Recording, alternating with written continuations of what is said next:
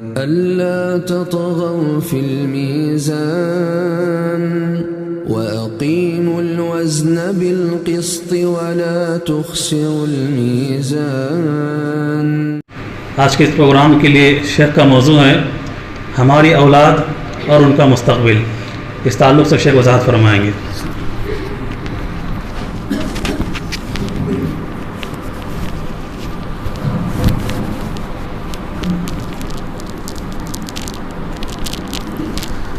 السلام علیکم ورحمۃ اللہ وبرکاتہ۔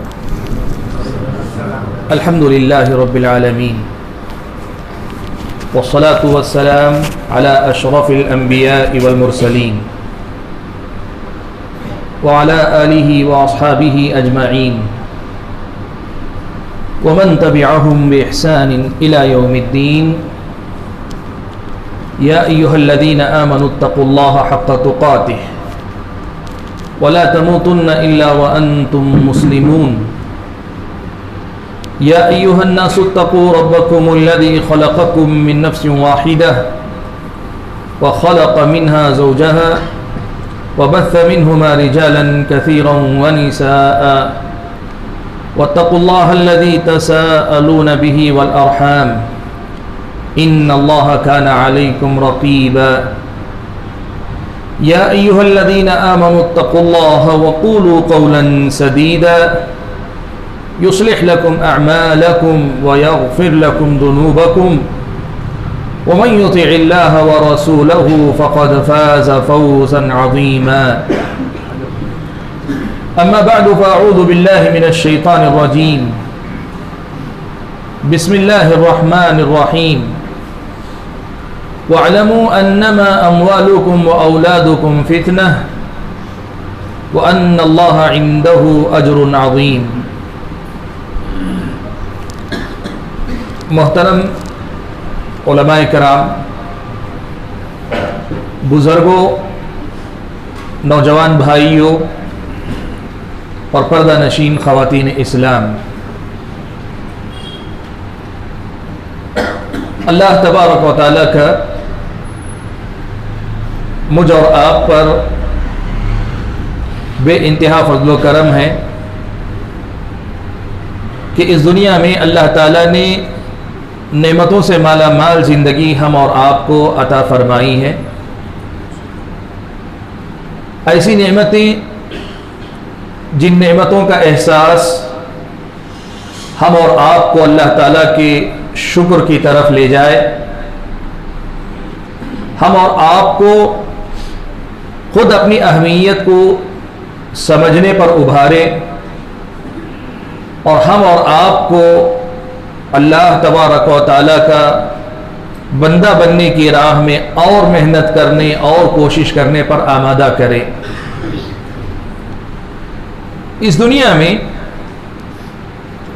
اللہ تبارک و تعالیٰ ایک انسان کو سب کچھ دیتا ہے۔ انسان کو جو کچھ حاصل ہے وہ سب اللہ کا دیا ہوا ہے اور صرف اسی کا دیا ہوا ہے۔ یہ زندگی، یہ ہمارا وجود، اور پھر ہمارے وجود سے لے کر ہمارے خاتمے تک اور خاتمے کے بعد دوبارہ اٹھائے جا کر ہمیشہ کی زندگی تک، سب اللہ تعالیٰ ہی کا دیا ہوا ہے اور وہی دینے والا ہے۔ پیارے نبی صلی اللہ علیہ وسلم اپنی دعا میں یہ الفاظ پڑھا کرتے تھے کہ اللہم لا مانع لما اعطیت، اے اللہ تبارک و تعالی تو اگر دے تو کوئی روکنے والا نہیں، ولا معطی لما منعت، اور اگر دے تو کوئی روکنے والا نہیں، اور اگر تو روک لے تو کوئی دینے والا نہیں۔ ولا معطی لما منعت، تو اگر روک لے تو کوئی دینے والا نہیں ہے۔ یہ اللہ کے نبی صلی اللہ علیہ وسلم کی دعا کے الفاظ ہیں۔ یہ میری اور آپ کی زندگی کی سب سے بڑی سچائی ہے۔ جو کچھ دیا ہوا ہے اسی رب کا ہے، اسی اللہ کا ہے، اسی معبود برحق کا ہے، اور اس کی ہر نعمت اگر ہم اور آپ محسوس کریں، اتنی بڑی نعمت ہے، اتنی بڑی دولت ہے کہ آپ یقین کریں کسی ایک نعمت کا بھی ہمیں احساس ہو جائے تو ہم واقعی معنوں میں اللہ تعالیٰ کے شکر گزار بندے بن جائیں گے۔ نعمتوں بھری یہ جو زندگی اللہ تعالیٰ نے مجھ کو اور آپ کو عطا کی ہے، آج کی اس خطاب میں سب سے پہلی بات میں آپ کو یہی یاد دلانا چاہتا ہوں کہ ہم اپنے آپ کو پہچانیں کہ اللہ کی کتنی نعمتوں میں ہم جی رہے ہیں۔ سلف صالحین میں سے کئی کے سلسلے میں یہ بات نقل کی گئی ہے کہ وہ کہا کرتے تھے قید النعم بالشکر، نعمت جو اللہ تعالیٰ کی ہے اس کا شکر ادا کر کے اسے باندھ کر رکھو، اس لیے کہ نعمت کا شکر ادا کرو گے تو بالشکر تدوم النعم، نعمتیں باقی رہتی ہیں، اور اس کا شکر ادا کرنا اس کو باندھے رکھنے کا ذریعہ۔ تو اس دنیا میں اللہ تعالیٰ نے ہم اور آپ کو جو بھی نعمت دی ہے اس نعمت کا شکر مجھ پر اور آپ پر واجب ہے۔ اور کتنی نعمتیں اللہ تعالیٰ نے دی ہیں، سلف صالحین میں سے بعض کے سلسلے میں واقعہ اہل علم نے نقل کیا ہے کہ ایک آدمی ضرورت مند بن کر آیا، آ کر اس نے کہا بڑا مجبور ہوں، فقر و فاقہ لاحق ہے، کچھ میری مدد کر دیجئے، زندگی بڑی مشکلات میں گزر رہی ہے، بڑی تکلیف ہے، بڑی پریشانی ہے، بڑے مسائل میں گھرا ہوا ہوں۔ انہوں نے دیکھا، یونس بن عبید ان کا نام ہے، انہوں نے دیکھا کہ یہ جو بندہ ہے شکایت اپنی لایا بجا، یہ ضرورت مند ہے، اس کے سامنے مسئلہ ہے، اس کے سامنے پریشانی ہے، تو یہ اپنا سوال رکھ رہا ہے، یہ اپنی جگہ صحیح ہے، لیکن اس بندے کو اپنی محرومی کا احساس اس قدر زیادہ ہے کہ محرومی کا احساس ہونے کے نتیجے میں اللہ کی نعمتوں کے احساس سے یہ غافل ہو چکا ہے۔ اس لیے انہوں نے اسے کیا کیا، کہا کہ دیکھو تمہاری جو ضرورت ہے میں اس کے حل کا ایک راستہ تمہیں بتاتا ہوں، ایک کام کرو، میں تمہیں 1,00,000 درہم دوں گا، تم اپنا ایک ہاتھ مجھے دے دو۔ اس نے کہا نہیں یہ تو نہیں ہو سکتا، کہا 1,00,000 درہم دوں گا جس میں سارے مسائل تمہارے ختم ہو جائیں گے، یہ جو شکایت کی جو ضرورت ہے سب ختم ہو جائے گی، اللہ تبارک و تعالیٰ کے دیے ہوئے ہاتھ میں سے ایک ہاتھ دے دو، میں تمہیں 1,00,000 درہم دوں گا۔ کہا نہیں ہو سکتا، کہا ٹھیک ہے چلو ہاتھ نہ دو، کوئی ایک پیر اپنا دے دو، کہا نہیں ہو سکتا، کہا ٹھیک ہے 2 آنکھیں اللہ نے دی ہیں، ایک سے بھی تو کام چل سکتا، ایک آنکھ دے دو، نہیں دے سکتا۔ ایک کے بعد نعمتیں گناتے گئے اور ہر ایک نعمت پر وہ بندہ یہی کہتا گیا نہیں یہ نہیں ہو سکتا، یہ سودا میں نہیں کر سکتا۔ یونس بن عبید رحمت اللہ علیہ نے اس وقت جو بات کہی تھی وہ آج ہم اور آپ کو یاد رکھنی چاہیے۔ کہا اللہ کے بندے لاکھوں کی نعمتوں میں جیتے ہو، اس لیے کہ 1,00,000 سے بڑھ کر تمہاری نظر میں تمہارے ہاتھ کی قیمت ہے، اور ایسے ہر عضو کو 1,00,000 میں دینے کے لیے تیار نہیں، لاکھوں کی نعمتوں میں جیتے ہو، پھر بھی اللہ تعالیٰ کی طرف سے صرف محرومی کی شکایت کرتے ہو۔ اللہ کی جو نعمتیں ہم اور آپ کو حاصل ہیں، ان نعمتوں کا شکر گزار بننا یہ ہم اور آپ پر فرض ہے، یہ ہم اور آپ پر واجب ہے کہ ہم نعمتوں کے شکر گزار بنیں۔ اسی لیے اللہ تعالیٰ نے کہا نا لَإِن شَكَرْتُمْ لَأَزِيدَنَّكُمْ، اگر تم شکر گزار بنو گے تو میں تمہیں مزید دوں گا، میں تمہیں اور دوں گا، یہ اللہ تعالیٰ کا وعدہ ہے۔ اور دوسری طرف یہ بھی کہا وَلَئِن كَفَرْتُمْ، اگر تم نے ناشکری کی، ناقدری کی تو إِنَّ عَذَابِي لَشَدِيدٌ، بلا شبہ میرا عذاب بڑا سخت ہے، یہ اللہ تعالیٰ نے ہم اور آپ کو بتایا۔ میں نے یہ بنیادی بات نعمتوں کے شکر سے متعلق کیوں آپ کے سامنے کہی؟ اس لیے میں نے آپ کے سامنے کہی کہ اس دنیا میں ایک انسان کو جو نعمتیں ملتی ہیں ان میں عظیم ترین نعمتوں میں سے ایک نعمت اولاد کی نعمت ہے۔ اولاد اللہ تعالیٰ کی دی ہوئی بہت بڑی نعمت ہے۔ اللہ تعالیٰ کسی کو بیٹے عطا کرتا ہے، کسی کو اللہ تعالیٰ بیٹیاں عطا کرتا ہے، کسی کو اللہ تعالیٰ دونوں کے دونوں عطا کرتا ہے، لیکن آزمائش تو ان کی بھی ہوتی ہے جن کو اللہ تعالیٰ دونوں نہیں دیتا ہے۔ وَيَجْعَلُ مَن يَشَاءُ عَقِيمًا، جسے چاہتا ہے اللہ تعالیٰ بانجھ یا بے اولاد کر کے چھوڑتا ہے۔ یہ جو اولاد اللہ تبارک و تعالیٰ نے ہم اور آپ کو دی ہے یہ اللہ تعالیٰ کی بہت بڑی نعمت ہے۔ آپ یقین رکھیں جس کو اللہ نے بے اولاد رکھا ہے، صاحب اولاد نہیں بنایا، اس کو بھی اللہ تعالیٰ آزما رہا ہے، اور جس کو اللہ تعالیٰ نے اولاد عطا فرمائی ہے وہ بھی اللہ تبارک و تعالیٰ کی آزمائش سے گزر رہا ہے۔ یہ اللہ تعالیٰ کی بہت بڑی نعمت ہے، اولاد کی دولت، یہ جو اللہ تعالیٰ نے ہم اور آپ کو بیٹے کی شکل میں، بیٹی کی شکل میں یا دونوں کے دونوں دیے ہیں، یہ اللہ تعالیٰ کی بہت بڑی نعمت ہے، بہت بڑی دولت ہے. اس نعمت کے سلسلے میں ہمیں نعمت کا شکر گزار بننے کی ضرورت ہے. آپ کو بتاؤں، انبیاء علیہ السلام کی دعائیں اللہ تعالیٰ نے قرآن مجید میں نقل فرمائیں. آپ قرآن مجید پڑھتے جائیں تو آپ کو انبیاء علیہ السلام کی الگ الگ دعاؤں کا تذکرہ ملے گا. ان میں سے ایک اہم دعا آپ کو یہ نظر آئے گی، انبیاء کی دعائیں اکثر آخرت کی کامیابی اور کامرانی سے متعلق نظر آتی ہیں. دنیاوی نعمتوں میں سے کسی نعمت کے طلبگار انبیاء ہوئے ہیں. ان میں سے ایک نعمت اولاد کی نعمت ہے. حضرت ابراہیم علیہ السلام کو اللہ نے اولاد نہیں دی تھی، وہ اللہ سے دعا کرتے رہے. حضرت زکریا کو اللہ تعالیٰ نے اولاد نہیں دی تھی، وہ اللہ تعالیٰ سے دعا کرتے رہے. انبیاء کی دعا تھی، کہتے تھے رب ہب لی من الصالحین، اے اللہ تعالیٰ نیک اولاد مجھے عطا کر دے. یہ اللہ تبارک و تعالیٰ نے انبیاء کی دعا نقل فرمائی. اس کا مطلب یہ ہوا کہ اولاد اتنی بڑی نعمت ہے، اتنی عظیم دولت ہے، اتنا بڑا اللہ تعالیٰ کی طرف سے انعام ہے کہ انبیاء بھی اس سے محروم رہنا پسند نہیں کرتے. وہ بھی چاہتے ہیں کہ وہ بھی صاحب اولاد ہوں جو ان کے بعد ان کے اس پیغام کا محافظ بنے، مبلغ بنے، اس پیغام کو دنیا کے اندر عام کرنے والا بنے. یہی دعا حضرت زکریا نے کی تھی کہ اے اللہ تعالیٰ مجھے ایسا بیٹا عطا کر، یرثنی و یرث من آل یعقوب، میرا بھی وارث ہو، آل یعقوب ہمارے خاندان قبیلے کی وراثت کو آگے لے کر بڑھنے والا بن سکے. بہت بڑی نعمت ہے اللہ تعالیٰ کی طرف سے جو اولاد ہم اور آپ کو ملتی.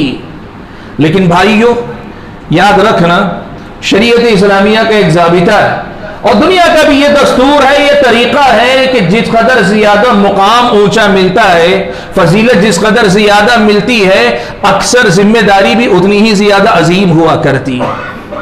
آپ چاہتے ہیں کہ دنیا کی بڑی سی بڑی نعمت آپ کو حاصل ہو، اچھی بات ہے نعمت کا طلب کرنا، لیکن یہ بات آپ کو ہمیشہ یاد رکھنی چاہیے کہ نعمتیں اپنے ساتھ ذمہ داری کو بھی لے کر آتی ہیں. آپ علم کی دولت چاہتے ہیں، علم حاصل کریں، لیکن علم سیکھنے کے بعد اس کے تقاضوں کو پورا کرنا آپ کی میری ذمہ داری بنتی.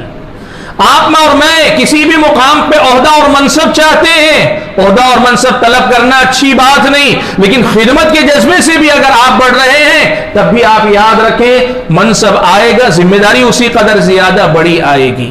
آپ اور میں یہ سمجھیں کہ دنیا میں کوئی بھی اونچا مقام، اونچی چیز، بڑی نعمت اگر ہم اور آپ کو ملتی ہے، وہ نعمت جس قدر عظیم ہے اتنی ہی بڑی ہم اور آپ پہ ذمہ داری بھی وہ بن کر آتی ہے. اور اولاد کا معاملہ یہی ہے کہ یہ اولاد ہماری آنکھوں کی ٹھنڈک ہے، ہمارے دل کا سکون ہے، ہمارے دل کا قرار ہے. ان بچوں کو دیکھ کر زندگی میں سکون و اطمینان نظر آتا ہے. اپنے بعد اپنی نسل کے باقی رہنے کا ایک فخر آدمی کو محسوس ہوتا ہے. یہ محسوس ہوتا ہے کہ میرے بعد میری نسل چلے گی، میرے اولاد ہوگی، میرا سلسلہ چلے گا. اور دنیا کے اندر زیادہ اولاد، صاحب اولاد ہو تو آدمی اپنے آپ کو طاقتور بھی محسوس کرتا ہے.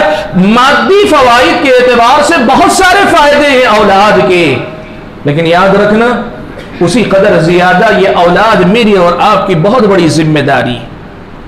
آج جو پہلی بات ہم اور آپ کو یاد رکھنی ہے اولاد کے سلسلے میں خاص طور پر، وہ یہی کہ اولاد کو ہم نے طلب کیا ہے اپنے دل کے سکون کے لیے، اپنے قرار کے لیے، اپنی نسل کو باقی رکھنے کے لیے اور اپنی پہچان کے لیے ہم نے مانگا ہے اللہ تعالیٰ سے دنیا کے بہت سارے اعتبار سے. ایک بار ہم کو یہ بھی سوچنا ہے کہ اولاد کو مانگ کر لیا ہے یا ہماری دعا کیے بغیر بھی اللہ نے دی ہے اولاد. بہر دو صورت یہ اولاد بہت بڑی ذمہ داری ہے ہمارے ہاتھوں میں. یہ اولاد ہمارے ہاتھ میں ذمہ داری ہے، یہ ہمارے ہاتھوں میں دی گئی ذمہ داری ہے. اپنی اولاد کو اپنی ذمہ داری سمجھنے کی کوشش کریں. آج ہمارے سماج کے اندر بہت بڑا المیہ یہ ہے کہ ہم یہ سمجھتے ہیں کہ اولاد ہماری ہے، اس سے جو دنیاوی منفعتیں، مفادات وابستہ ہیں وہ سب حاصل کرتے ہیں، لیکن اولاد کو اپنی ذمہ داری سمجھنا، اولاد کو اس دنیا میں اپنی ذمہ داری اور آخرت میں کامیابی سے ہمکنار ہونے کا ذریعہ سمجھنا، اس معاملے میں مسلم سماج اور مسلم معاشرے میں بڑی کوتاہی نظر آتی ہے. ہمارا کیا کہتے ہیں بچوں کے سامنے؟ ہم کہتے ہیں میں نے جو کچھ کیا تیرے ہی لیے تو کیا ہے، میں جو کچھ کر رہا ہوں تیرے لیے ہی تو کر رہا ہوں. اور ہم کہیں یہ بھول جاتے ہیں کہ ہم اپنے بچوں کے لیے کر رہے ہیں، لیکن جو بچوں کے لیے کر رہے ہیں وہ بچوں کے لیے بھی ہے، ساتھ میں ہمارے اپنے لیے بھی ہے۔ اس اولاد کو ہم ایک بہتر زندگی دینا چاہتے ہیں تاکہ وہ کسی کے سامنے ہاتھ نہ پھیلائے۔ یقیناً ہم بچوں کے لیے کر رہے ہیں، لیکن ساتھ میں ان کے ساتھ یہ حسن سلوک کرنا آخرت میں اللہ تعالیٰ کے پاس جواب دہی سے بچنے کے لیے ہمارا اپنے حق میں کیا گیا عمل ہے۔ یہ اولاد جس کے لیے ہم بہت کچھ کرتے ہیں، یہ اولاد کے لیے ہے، لیکن اولاد کے ساتھ ساتھ یہ ہمارے اپنے لیے بھی تو ہے۔ ہم اور آپ اس اولاد کو اپنی ذمہ داری سمجھیں۔ ہمارے سماج کے اندر آج اس بات کی بہت زیادہ ضرورت ہے۔ قرآن مجید کی جو آیت میں نے آپ حضرات کے سامنے حمد و صلات کے بعد پڑھی، اس آیت میں اللہ تبارک و تعالیٰ نے یہی بات بیان فرمائی، کہا وَاعْلَمُوا، لوگوں جان لو، انما اموالکم واولادکم فتنہ، کہ تمہارے مال اور تمہاری اولاد یہ فتنہ ہے، یہ تمہاری آزمائش، یہ فتنہ ہے، یہ آزمائش ہے۔ وَأَنَّ اللَّهَ عِنْدَهُ أَجْرٌ عَظِيمٌ، اور یہ بھی جان لو کہ اللہ تبارک و تعالیٰ کے پاس بہت بڑا اجر اللہ تعالیٰ نے رکھا ہوا ہے۔ کس کے لیے؟ جو اس فتنے آزمائش میں کامیاب ہو کر جائے۔ اس آزمائش میں کامیاب ہو کر جائے تو یہی اولاد میرے اور آپ کے جنت میں داخلے کا سبب بن جائے گی۔ اور اس آزمائش میں اللہ نہ کرے اگر ہم ناکام ہو گئے، بہت ساری عبادتوں میں کامیاب ہو کر، معاملات اچھے رکھ کر، اس میں ناکام ہونے کی وجہ سے اللہ کے پاس نامراد ٹھہر سکتے ہیں۔ اللہ کے سامنے ہم اور آپ حق تلفی کرنے والے یا حق ادا نہ کرنے والوں میں شامل ہو سکتے ہیں۔ ہماری اپنی اولاد ہماری ذمہ داری، یہ ہماری اپنی اولاد ہماری ذمہ داری ہے، اس مسئلے کو ہم اور آپ یاد کریں۔ پیارے نبی صلی اللہ علیہ وسلم نے یہی بات تو فرمائی۔ آپ صلی اللہ علیہ وسلم نے فرمایا کلکم راع وکلکم مسئول عن رعیتی، تم میں سے ہر آدمی ذمہ دار ہے، وکلکم مسئول عن رعیتی، اور ہر ایک سے اس کی اپنی خاص ذمہ داری کے بارے میں پوچھا جانے والا۔ سوال ہوگا اللہ کے پاس، حساب و کتاب لے گا اللہ تعالیٰ، ہم اور آپ کو جواب دہی کرنی پڑے گی۔ کھڑے ہو گئے ہم اللہ کے سامنے اور اللہ تعالیٰ ہر نعمت کے بارے میں پوچھے گا، اور جب نعمتوں کے تذکرے میں اولاد کی بات آئے گی تو جواب دینا پڑے گا کہ ہم نے اپنی اولاد کو کتنی بڑی ذمہ داری سمجھ کر ہم نے ان اولاد کو سنبھالا ہے، ان کو سنوارا ہے، ان کی دنیا اور ان کی آخرت دونوں کی بہتری کے لیے ہم نے کیا کچھ کیا ہے، یہ اللہ کے پاس حساب و کتاب ہم کو دینا پڑے گا۔ اللہ کے نبی صلی اللہ علیہ وسلم نے فرمایا وَالرَّجُلُ رَاعٍ فِي أَهْلِ بَيْتِهِ، آدمی اپنے گھر بار کا ذمہ دار ہے، وَمَسْئُولٌ عَنْ رَعِيَّتِهِ، اپنے گھر والوں کے بارے میں آدمی سے پوچھا جانے والا۔ وَالْمَرْأَةُ رَاعِيَّةٌ فِي بَيْتِ زَوْجِهَا، عورت اپنے شوہر کے گھر میں ذمہ دار ہے، نگران ہے، وَمَسْئُولَةٌ عَنْ رَعِيَّتِهَا، اور اس سے اس کی اپنی ذمہ داری کے بارے میں سوال کیا جانے والا ہے۔ ہمیں جواب دہی کرنی ہے کل اپنی اولاد کے بارے میں۔ بھائیوں، ایک بات یاد رکھنا، اولاد اللہ تعالیٰ دیتا ہے، اگر اس اولاد کو صحیح طریقے سے سنبھالتے ہیں، سنوارتے ہیں، جو کچھ ہم سے ان کی بہتری کے لیے ہو سکتا ہے کرتے ہیں، کیا ہوگا؟ اللہ تعالیٰ نے جو لَأَزِيدَنَّكُمْ کا میں تمہیں مزید دوں گا، دنیا کے اندر بھی یہی اولاد ہمارے دل کا سکون بنی رہے گی، ہماری آنکھوں کی ٹھنڈک بنی رہے گی، اور آخرت میں بھی اللہ کے پاس کامیابی اور کامرانی کا سبب بن جائے گی۔ اور اگر ہم نے دنیا کے اندر اس نعمت کو ضائع کیا، اکثر و بیشتر یہی اولاد میری اور آپ کی بے اطمینانی کا سبب بن جاتی ہے، ہماری اور آپ کی راتوں کی نیند اڑا دیتی ہے، سماج معاشرے میں ناک کٹوا دیتی ہے، ہم اور آپ کو دنیا کے اندر بے عزت بھی کروا دیتی ہے۔ اور دنیا تو دنیا، اللہ نہ کرے ہم نے اگر ان بچوں کو ضائع کر دیا، ہم نے ان کو سنبھالا نہیں، ہم نے انہیں غلط راستے کی طرف جانے دیا، ان کی تعلیم اور تربیت کی ہم نے فکر نہیں کی، تو کل روز قیامت اللہ تبارک و تعالیٰ کے پاس بھی یہ خود تو ناکام ہوں گے ہی، ہماری اور آپ کی بھی ناکامی کا سبب اللہ تعالیٰ کے پاس بن جائیں۔ بھائیو، اسی لیے سب سے پہلی بات یاد دلانا چاہتا ہوں، بڑی نعمت ہے یہ اولاد کی نعمت، قدر کرو اس نعمت کی کہ اس نعمت کو سنبھالے بنا نہ میری اور آپ کی دنیا اچھی ہو سکتی ہے، نہ میری اور آپ کی آخرت اچھی ہو سکتی ہے۔ ہم اگر دنیا میں کامیاب ہونا چاہتے ہیں، آخرت میں کامران ہونا چاہتے ہیں، ہمیں دنیا اور آخرت دونوں جگہ کی بات اپنے بچوں کے دل و دماغ میں بٹھا کر ان کو سنبھالنا پڑے گا، ان کو سنوارنا پڑے گا، یہاں تک کہ جب بڑھاپا آئے ہماری دنیا کو بھی وہ سنبھالنے والے بنے، ہماری آخرت کو بھی سنوارنے والے وہ بنے۔ دنیا سے جانے سے پہلے ہماری آنکھوں کی ٹھنڈک ہو کہ بچے کو دیکھیں تو دنیا بھی اس کی آباد ہے اور اس کے اندر دینداری کا ایسا جذبہ ہے کہ آخرت کے تعلق سے بھی ہم مایوس نہیں، اللہ تعالیٰ سے اچھی امید لیتے ہم دنیا سے رخصت ہو کہ ہم نے اپنے بچوں کو ایک اچھا اور مثالی مسلمان بنایا، اللہ کا ایک اچھا بندہ بنایا ہے، پیارے نبی صلی اللہ علیہ وسلم کا سچا متبع، نبی علیہ السلام کا سچا امتی بنا کر ہم نے اپنی اولاد کو اپنے پیچھے چھوڑا ہے۔ بھائیو، آج میں آپ حضرات کے سامنے اولاد کی تعلیم اور تربیت کے حوالے سے مسئلے کو الگ الگ رکھ کر کچھ باتیں بیان کرنا چاہتا ہوں۔ یاد رکھیں، اسلامی شریعت میں صرف تعلیم کا کوئی تصور نہیں جو تربیت سے آزاد ہو، اور اسلامی شریعت کی نظر میں بغیر تعلیم دیے صرف تربیت کرنے کا بھی کوئی تصور نہیں۔ اسلام میں تعلیم اور تربیت دونوں ساتھ ساتھ چلتے ہیں، اس لیے جب تعلیم کی بات ہوگی تو تربیت لازمی ہوگی، اور جب صحیح اور سچی تربیت، دینی تربیت، اسلامی تربیت کی بات ہوگی تو تربیت صحیح علم کے بغیر نہیں ہو سکتی، صحیح علم کے سہارے کے بغیر آگے نہیں بڑھ سکتی۔ تعلیم اور تربیت اسلامی نقطہ نظر کے مطابق ساتھ ساتھ چلتے ہیں، لیکن میں صرف مسئلے کو واضح کرنے کے لیے آپ کے سامنے تعلیم کے حوالے سے کچھ باتیں رکھنا چاہتا ہوں، اور پھر اس کے بعد تربیت کے حوالے سے کچھ باتیں آپ کے سامنے رکھوں گا۔ تعلیم کی جب ہم بات کرتے ہیں، ہمارے اپنے ہاتھوں میں اللہ تعالیٰ نے یہ دولت دی ہے، یہ بچے، وہ لڑکے ہوں کہ لڑکیاں ہوں، اللہ تعالیٰ کی نعمت ہے، ان کی تعلیم ہماری اور آپ کی ذمہ داری ہے، اس لیے کہ بچے کو تعلیم دینا آج کے ماحول میں خاص طور پر انسان کو انسان بنانے ہی کے لیے نہیں، اس دنیا میں جینے کے لیے بھی بہت بڑی ضرورت ہے۔ پرانے زمانے میں لوگ کہتے تھے ان پڑھ کے لیے دنیا بڑی محدود ہوتی ہے، آج لوگوں کے اندر تعلیم، ڈگریوں کا ایسا ماحول ہے، ان پڑھ تو ان پڑھ، کم پڑھ کے لیے بھی دنیا تنگ ہوتی چلی جا رہی ہے۔ ان پڑھ کو پرانے زمانے میں لوگ کہتے تھے کہ ان پڑھ ہے اس لیے اس کی دنیا محدود ہے، جس دور میں ہم اور آپ جی رہے ہیں ان پڑھ کا معاملہ نہیں، کم پڑھا لکھا لڑکا، کم پڑھی لکھی لڑکی بھی اس کی دنیا محدود ہو جاتی ہے۔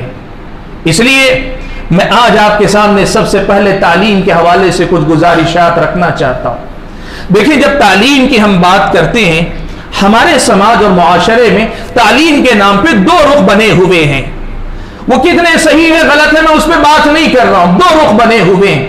ایک کو ہم دینی تعلیم کہتے ہیں جس کو مدرسے کی تعلیم ہم سمجھتے ہیں، اور دوسری طرف ہم اسکول کی تعلیم کہتے ہیں جن کو عصری علوم بھی کہا جاتا ہے، یعنی آدمی اسکول میں پڑھے گا یا مدرسے میں پڑھے گا، بچہ اسکول میں پڑھے گا یا مدرسے میں پڑھے گا، لڑکی اسکول میں پڑھے گی یا مدرسے میں پڑھے گی۔ یہ ہمارے پاس ایک تقسیم بنی ہوئی، اس کی تفصیلات میں گئے بغیر میں یہ بات سب سے پہلے رکھوں، اگر ہم اسکول کی تعلیم کی بات کریں تو آپ اور میں جانتے ہیں کہ یہاں ایک بنا بنایا سسٹم موجود ہے۔ اس ملک کے شہری ہونے کے اعتبار سے اس ملک میں چاہے وہ گورنمنٹ کے اسکول ہوں یا پرائیویٹ اسکولز ہوں، یہاں ہم اپنے بچوں کو ابتدائی کلاسوں میں داخل کریں، نرسری پری نرسری سے شروع کریں، یا اب تو لوگ اور ایڈوانس ہیں، بچوں کو جو ہے پرورش بھی وہیں سے کروانا چاہتے ہیں، کھیل کود سے شروعات کروانا چاہتے ہیں، چاہے جہاں سے شروعات کریں، بچے کی تعلیم کا سلسلہ شروع ہو کر یہ بنے بنائے سسٹم سے ہو کر آگے گزرتا ہے، اور بندہ جہاں تک پڑھنا چاہے راستے اس کے سامنے کھلے ہوئے ہیں۔ مسلم معاشرے کا ایک بڑا ہی اہم مسئلہ ہے اس تعلیم کے سلسلے میں، یہ جو اسکولی تعلیم ہے، اسکول کی جو تعلیم کا مسئلہ ہے، اس سلسلے میں مسلم معاشرے کا ایک بہت بڑا مسئلہ ہے، وہ یہ کہ مسلم سماج کے بچے اور بچیاں، لڑکے اور لڑکیاں، دونوں کی دونوں زیادہ دور تک تعلیمی مراحل نہیں طے کر پاتے۔ ڈراپ آؤٹس کی بات کریں تو بہت سارے تو 7th اسٹینڈرڈ سے نیچے ہی ڈراپ آؤٹس، اور ان میں سے بہت سارے 10th اٹیمپٹ کرتے ہیں یا نہیں کرتے ہیں یا فیل ہونے کے بعد رک جاتے ہیں۔ مزید آگے تعلیم آگے حاصل کرنے کے سلسلے میں بہت ہی کم گنے چنے لوگ نظر آتے ہیں۔ اللہ کا فضل و کرم ہے، سچر کمیٹی کی رپورٹ آنے کے بعد اللہ کا فضل و کرم ہے، اس میں سدھار آ رہا ہے، مسلم سماج کے بچے اور بچیاں ترقی کی طرف بڑھ رہی ہیں، لیکن بالعموم معاملہ یہ ہے کہ تعلیم حاصل کرنے کے معاملے میں یہ جو اسکولی تعلیم ہے اس معاملے میں ہمارے بچے اور ہماری بچیاں بہت ہی زیادہ محدود مرحلے تک ہی تعلیم حاصل کرتی. اس دنیا کی تعلیم کے سلسلے میں ایک بات آپ یاد رکھیں, ابتدائی کلاسوں میں جو آپ معلومات بچے کو دیتے ہیں, موجودہ دور میں آپ کے تقریباً 10th تک کی جو تعلیم ہے یہ تعلیم بچے کو اس قابل بناتی ہے, بچے کے اندر اتنی قابلیت پیدا کرتی ہے کہ بچے کو سماج میں جینے کا ڈھنگ آ جاتا ہے. یعنی سماج میں جینے کے لیے بنیادی جو معلومات ہونی چاہیے اتنی آتی ہیں اسے ایک سے زائد زبانیں, انگریزی, انگلش, کنڑ یا اردو, جس زبان میں بچے کی تعلیم ہو 2 یا 3 زبانیں بچہ سیکھ لیتا ہے. ہر میدان سے متعلق بنیادی معلومات اس کے پاس آ جاتی ہیں. آپ 10th تک کی تعلیم کا حساب کر کے دیکھیں تو پتہ یہ چلتا ہے کہ بچے کو آپ دنیا میں جینے کے قابل بنا دیتے ہیں. یعنی وہ دنیا سے نا آشنا نہیں رہے گا, نا واقف نہیں رہے گا, اسے دنیا معلوم ہوگی. لیکن کیا یہ بچہ خود اپنے بل پر اپنے آپ کو اس سماج کے اندر باعزت طریقے سے روٹی کما کر روٹی کھلانے کے قابل بن پاتا ہے؟ آج کے دور میں 10th پاس لڑکے کے لیے بہت مشکل ہے, 10ویں جماعت پاس کرنے والے لڑکے کے لیے بہت مشکل ہے کہ وہ بچہ صرف 10ویں جماعت کی قابلیت کی بنیاد پر ایک اچھے اور عزت دار طریقے سے اپنی روٹی کا انتظام کر لے سکے. روٹی روزی دلانے والی تعلیم کون سی ہے؟ یاد رکھیں, علم کو روزی روٹی کے لیے نہیں حاصل کرنا ہے, علم کو اس لیے حاصل کرنا ہے کہ وہ ہماری روح کی غذا ہے. لیکن اسی راستے سے ہمارا رزق بھی اللہ تعالیٰ نے جوڑا ہوا ہے, تو علم اپنی روح کی غذا بنا کر حاصل کریں. لیکن اسی علم کے سہارے اللہ تعالیٰ نے روزی روٹی رکھی ہے. اس حوالے سے میں آپ کے سامنے بات کر رہا ہوں, جو آدمی چاہتا ہے کہ اسکولی تعلیم کے ذریعے باعزت طریقے سے روٹی کما سکے تو اس آدمی کو چاہیے کہ وہ مزید آگے پڑھے. 10 تک کوئی حساب نہیں, 10 تک پڑھنے والا آج کم پڑھا لکھا آدمی ہے, دنیا بہت ترقی کر رہی ہے. آپ اس سے آگے بڑھیں گے, ذرا کچھ اونچی ڈگریاں آپ لیں گے تو آپ اس قابل ہوں گے کہ عزت دار طریقے سے اس شہر کے اندر, اس سماج کے اندر, اس معاشرے کے اندر روزی روٹی کما کر آپ کھا سکیں. لیکن کیا آپ کو صرف یہیں تک سفر کرنا ہے کہ آپ میں سے کوئی ڈاکٹر, کوئی انجینئر بن گیا جس سے آپ کا ایک میڈیکل شاپ, آپ کا اپنا ایک یوں سمجھیے کہ ڈاکٹر کا ایک اپنا مطب کھول لیں, آپ ڈاکٹر شاپ آپ اپنا کھول لیں, یا آپ انجینئر بن کر 2-4 گھر بنا لیں, سافٹ ویئر انجینئر بن کر کسی MNC میں, ملٹی نیشنل کمپنی میں نوکری کر لیں, آپ نے روزی روٹی کما لی. اس علم کا اگلا ایک مرحلہ, اس علم کا اگلا بھی ایک مرحلہ ہے, اور وہ مرحلہ کون سا ہے؟ اس مرحلے میں آدمی وہ علم حاصل کرتا ہے, علم کے اس مقام پہ پہنچتا ہے جہاں سماج سے جتنا لیتا ہے اس سے کہیں زیادہ سماج کو دیتا ہے. یہ جو درمیانی مرحلہ میں نے بتایا, سماج کے ساتھ برابری پر لینے دینے کا معاملہ ہے. میں سماج کے مختلف کام کر رہا ہوں, سماج میری روزی روٹی کا انتظام کر رہا ہے, لیکن اس سے آگے بڑھ کر ہر میدان میں آپ اتنے قابل بن جائیں کہ آپ کے ذریعے مختلف قسم کی ایجادات لوگوں کے سامنے آئیں, مختلف قسم کی انوینشنز جو ہو رہے ہیں اس میں آپ کا حصہ نظر آئے, چاہے جس فیلڈ کے اندر آپ کو اس مرحلے کی تعلیم حاصل کرنی چاہیے. مسلم سماج کا ایک بہت بڑا المیہ یہ ہے, آپ یقین مانیں, آپ اس بات کو یاد رکھیں, توحید کی دولت اتنی بڑی دولت ہے کہ جس آدمی کا دل و دماغ توحید کو سمجھا ہوا ہو اس انسان سے بہتر اس دنیا پر تحقیق کوئی اور انسان نہیں کر سکتا.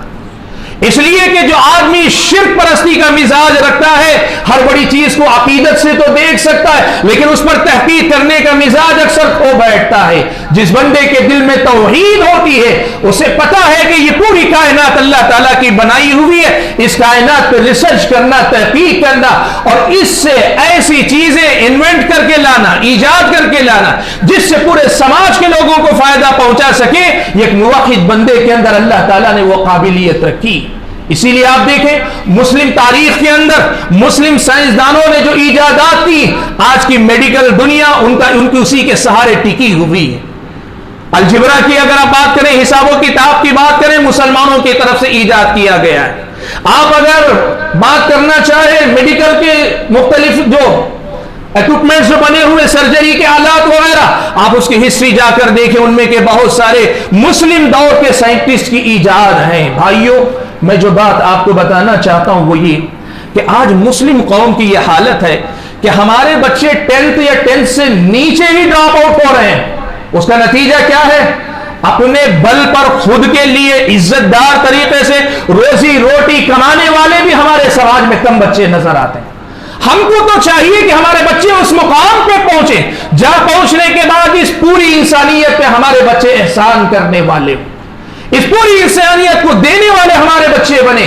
ایسی قابلیت ہمارے بچوں کے اندر ہمیں پیدا کرنی چاہیے، وہاں تک ہمیں اپنے بچوں کو پوری حفاظت کے ساتھ، صحیح تربیت کے ساتھ آگے لے کر جانے کی فکر کرنی چاہیے۔ آپ کو پتہ ہے اس ملک میں آپ کے بارے میں لوگ کیا کہتے ہیں؟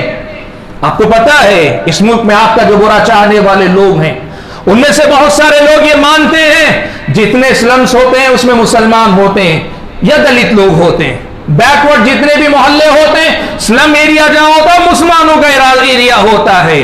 اس کے نتیجے میں بہت سارے لوگ یہ کہتے ہیں، غلط کہتے ہیں، میں آپ کو پہلے ہی صاف کر دوں وہ غلط کہتے ہیں، لیکن وہ کہتے یہ ہیں محنت کر کے ٹیکس حکومت کو ہم دیتے ہیں، یہ مسلم قوم کے لوگ 5-10 بچے پیدا کر لیتے ہیں، تربیت نہیں کرتے، تعلیم نہیں دیتے، ہمارے ٹیکس کے پیسے بیٹھ کر کھاتے ہیں۔ یہ گالی ہے جو ہم اور آپ کو دی جا رہی ہے سماج کے اندر۔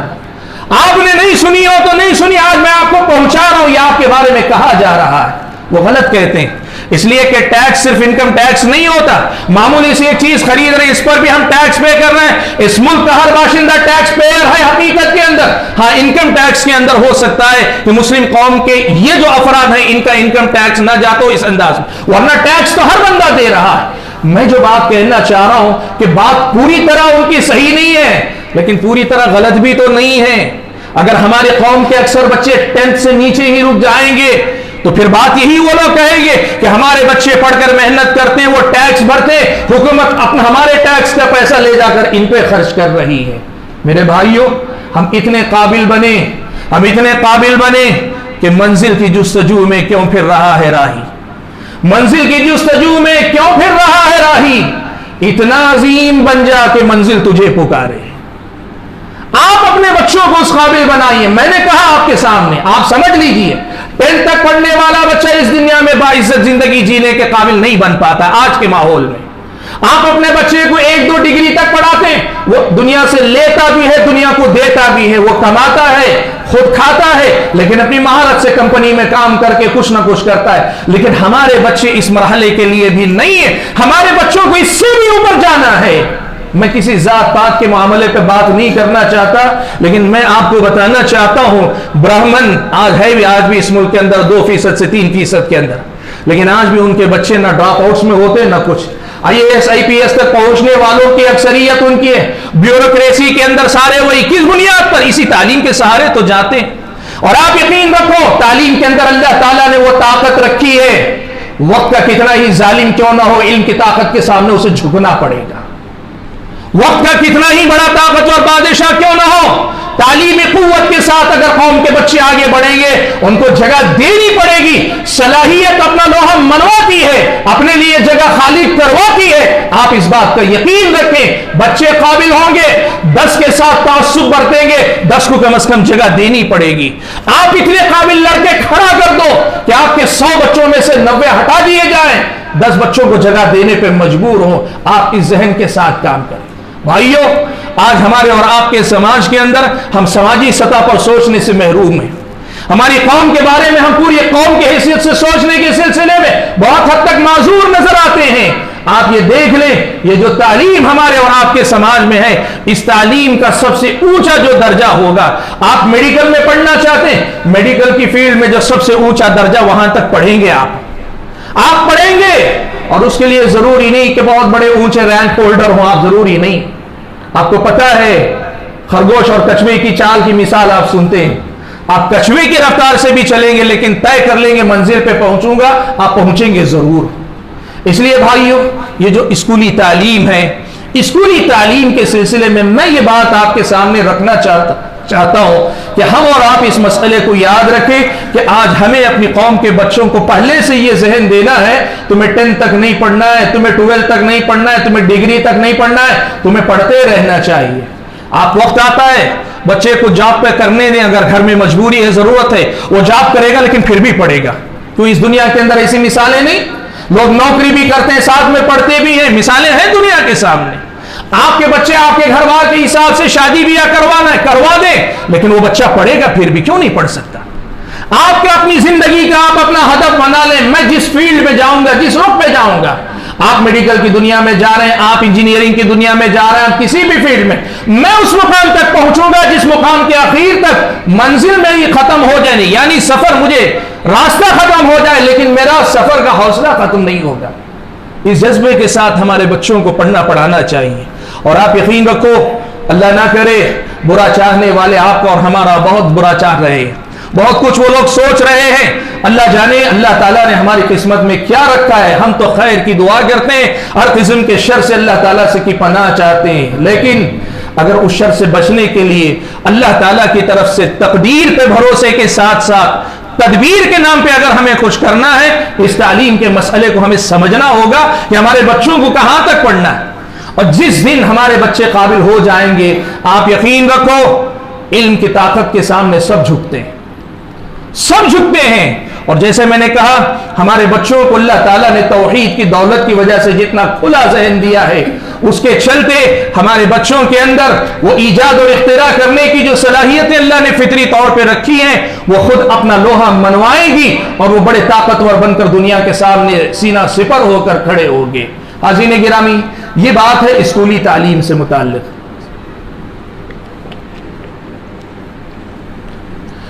دوسری تعلیم جو ہمارے پاس ہے اسے ہم دینی تعلیم کہتے ہیں۔ دینی تعلیم سے متعلق عام طور پر ہمارے سماج کے اندر 3 قسم کے مدرسے ہوتے ہیں، یا 3 قسم کی تعلیم کا نظم ہے اس وقت۔ پہلے 2 ہی قسم کا ہوتا تھا، لیکن پچھلے 10-15 سال 20 سال کے اندر یہ دیکھنے میں آیا ہے کہ کچھ شہروں میں کچھ انتظامات ایسے ہوتے ہیں، 3 قسم کے ادارے ہوتے ہیں۔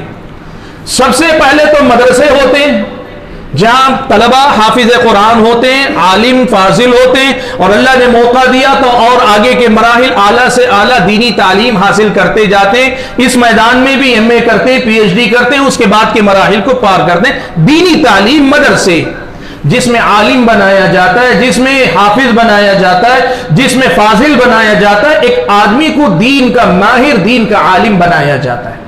یہ بات یاد رکھنا میرے بھائیوں، ہمارے اور آپ کے سماج کے اندر کئی مرتبہ ایسا ہوتا ہے، تشخیص صحیح کر لیتے ہیں، علاج غلط طریقے سے کرنے پہ چلے آتے ہیں۔ ایک تو بیماری پہچانتے نہیں کئی مرتبہ، اور کئی بار ایسا ہوتا ہے کہ بیماری کی پہچان صحیح ہو جاتی ہے، اس کا علاج کرنے جب جاتے ہیں غلط طریقے سے علاج کرتے ہیں۔ ہوا کیا میں آپ کو بتاؤں، یاد رکھو بھائیوں، اس ملک کے اندر پچھلے 100 سال تقریباً آپ مان لیجئے، بلکہ آپ اس سے پہلے بھی جا کر دیکھیے، اس ملک کے اندر مسلمانوں کے دین و ایمان کی حفاظت کا ذریعہ اگر کوئی چیز بنی، حفاظت تو اللہ ہی کرتا ہے ہر چیز کا، وہ محیط و حافظ ہے، لیکن دنیا میں کوئی چیز سبب بنی ہے تو یہی مدرسے ہیں، جنہوں نے ہمارے اور آپ کے آبا و اجداد کے اور ہمارے اور آپ کے دین و ایمان کی حفاظت کا ذریعہ بنے، یا جو حفاظت کرنے کا سبب بن سکے۔ یہ مدارس اسلامیہ ہیں جن کے ذریعے ہمارے اور آپ کے دین و ایمان کی حفاظت ہوگی۔ اللہ نے حفاظت کی، وہی محافظ ہے، کل بھی، آج بھی، اور آئندہ کل بھی وہی حفاظت کرے گا، لیکن ذریعہ اللہ تعالیٰ نے بنایا، انہی مدارس کو بنایا ہے۔ آپ جانتے ہیں انہی مدارس سے پڑھنے والے علماء آپ کے سامنے توحید پڑھاتے ہیں، چاہے وہ مسجدوں میں پڑھائیں، خطبات جمعہ میں پڑھائیں، یا کسی مکتب میں بیٹھ کر پڑھائیں، یا چلتے پھرتے آپ کو سوال جواب کی شکل میں پڑھائیں۔ ماضی میں درختوں کے نیچے، پیڑوں کے نیچے بیٹھ کر پڑھاتے تھے، آج کلاس رومز کے اندر بیٹھ کر پڑھاتے ہیں۔ یہ علماء آج نئے زمانے کے اندر شاید آپ کو بڑی تعداد میں نظر آتے ہوں گے، لیکن پرانے زمانے میں وہ حالت تھی کہ لوگوں کو دین کی بات سننے کا موقع بھی بڑی مشکل سے ملتا تھا۔ ایسے ماحول میں انہی مدارس کے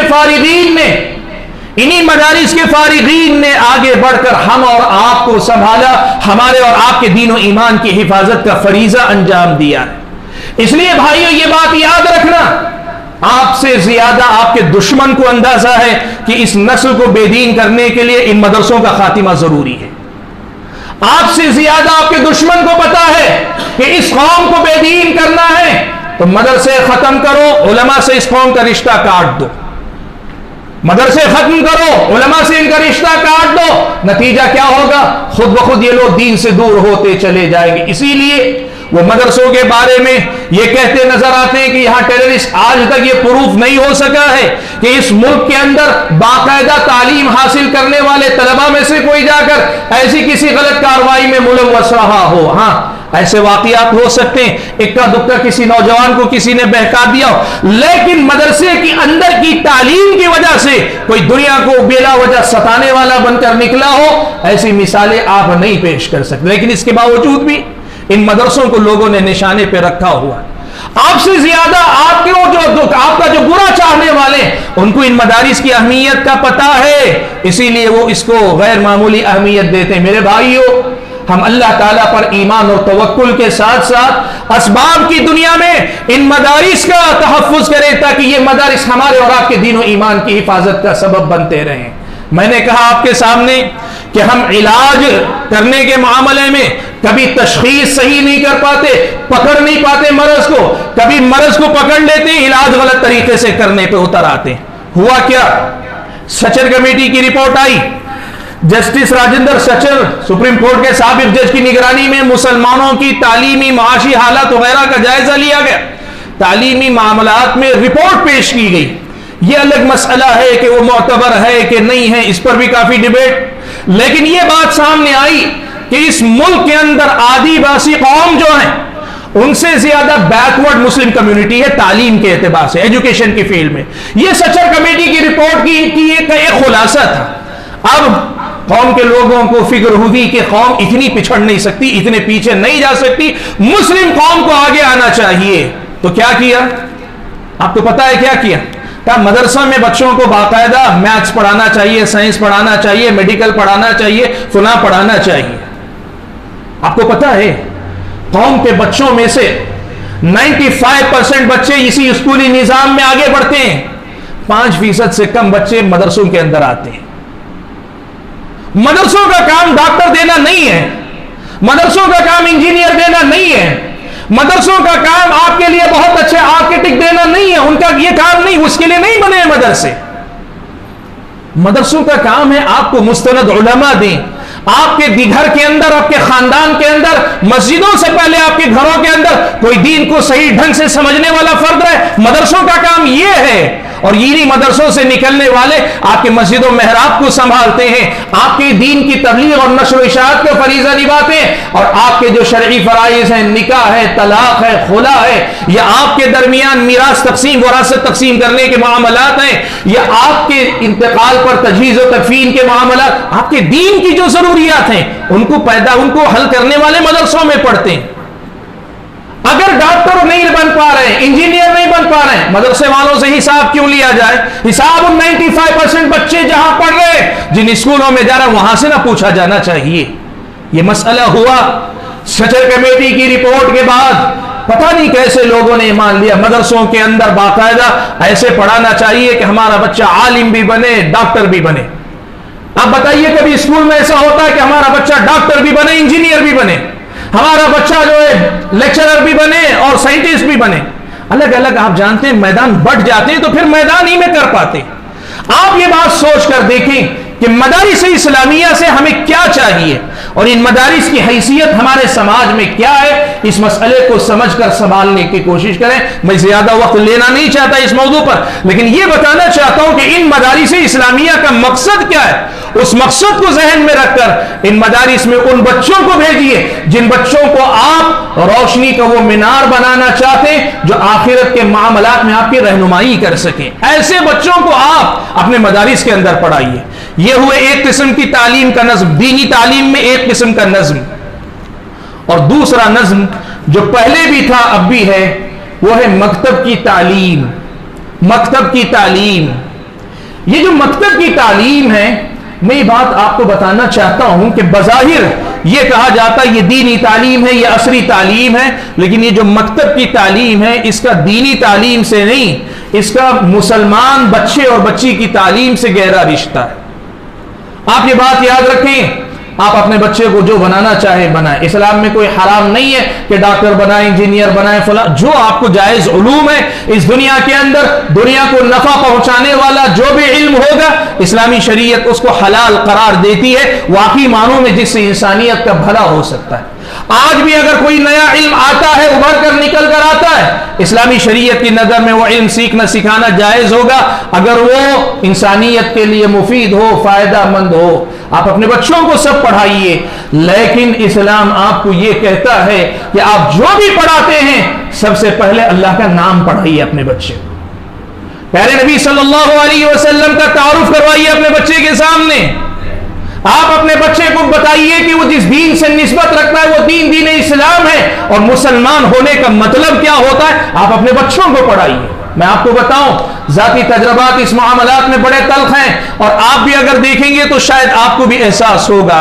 بہت پہلے، میں نے اس سے پہلے بھی کئی ایک جگہ پہ واقعہ سنایا ہے کہ ایک مرتبہ 9th اسٹینڈرڈ کا ایک بچہ، اچھا خاصا بچہ، اور ایسا بچہ نہیں جو پڑھنے میں بہت بیکورڈ ہو، بہت اچھا پڑھنے میں، بہت بریلینٹ اچھا بچہ، اس سے ہم نے پوچھا، 9th اسٹینڈرڈ کا بچہ ہے، ملاقات ہوئی تو بہت ساری باتوں میں یہ بھی پوچھ لیا، اچھا اللہ تعالیٰ کے بارے میں بتاؤ، اللہ کون ہے؟ تو بچے نے کہا کہ اللہ تعالیٰ نے ہم کو پیدا کیا ہے، اللہ تعالیٰ ہمارا رب ہے، اللہ تعالیٰ کی ہم عبادت کرتے، بہت اچھی بات ہے۔ اس سے ہم نے دوسرا سوال پوچھا، اچھا یہ بتاؤ محمد صلی اللہ علیہ وسلم کون ہے؟ تھوڑی دیر تک سوچتا رہا بچہ، 9th اسٹینڈرڈ کا بچہ، کیا عمر ہوگی؟ لگ بھگ 14-15 سال کا بچہ، اور وہ بچہ تھوڑی دیر تک سوچتا رہا، سوچنے کے بعد کہا شاید وہ سعودی عرب سے انڈیا میں اسلام کی تبلیغ کے لیے آئے تھے۔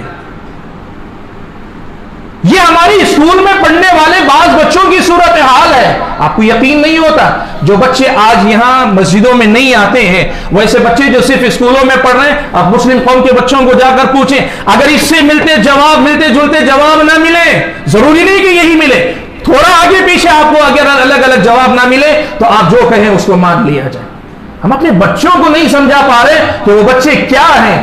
اسے بتانا ہے سب سے پہلے کہ وہ مسلمان ہے، وہ اللہ کا بندہ ہے، وہ بندگی کے لیے آیا ہے، وہ رسول اکرم صلی اللہ علیہ وسلم کا متبع ہے، امتی ہے، اسے اللہ کے نبی کے نقش قدم پر چلنا ہے۔ اپنے بچوں کو سکھانا ہے ان کو یہ باتیں، یہ نہ سکھا کر دنیا و آخرت کی سب باتیں بتا دیں تو ہم کیا کریں گے؟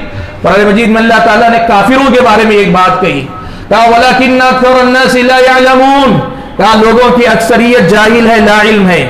پھر اللہ نے آگے کہا يَعْلَمُونَ ظَاهِرًا مِنَ الْحَيَاةِ الدُّنْيَا وَهُمْ عَنِ الْآخِرَةِ هُمْ غَافِلُونَ۔ اللہ نے کہا ایسا نہیں کہ یہ نہیں جانتے، نہیں، دنیا کی ظاہری معلومات بہت کچھ رکھتے ہیں، لیکن آخرت کے بارے میں انہیں کچھ علم نہیں، آخرت سے بڑی غفلت میں مبتلا ہے۔ اللہ نے ایسے عالموں کو جاہل کہا ہے جو علم تو دنیا کا رکھتے ہیں لیکن اپنے مقصد وجود کو بھول جاتے ہیں۔